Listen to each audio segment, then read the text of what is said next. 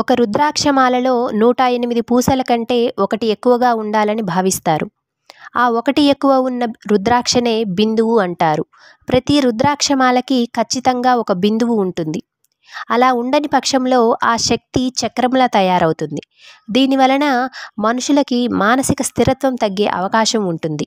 రుద్రాక్షమాలను పత్తి దారంతో కానీ సిల్క్ దారంతో కానీ చేయటం మంచిది. మీరు ఈ మాలను ధరించేటట్లయితే ప్రతి 6 నెలలకు ఒకసారి ఈ దారాన్ని మార్చే ప్రయత్నం చేయటం మంచిది. లేదంటే ఏదో ఒక రోజు ఆ మాల ఆకస్మికంగా తెగిపోయి 108 పూసలు చిందరవందర అయ్యే అవకాశం ఉంది. మీరు రాగి, వెండి మరియు బంగారం ఉపయోగించినా మంచిదే. ఒకవేళ మీ స్వర్ణకారుడు బంగారపు దారంతో గట్టిగా ముడివేసినట్లయితే ఆ రుద్రాక్ష యొక్క లోపలి భాగం పగిలిపోతుంది. ఈ 108 రుద్రాక్షలను మాలగా చేసుకొని ఉపయోగించాలి అని అనుకునే వాళ్ళు వదులుగా ఉండేటట్లు చేసుకోవటం చాలా ముఖ్యం. ఒత్తిడి వల్ల లోపల పగుళ్ళు ఏర్పడితే అస్సలు మంచిది కాదు.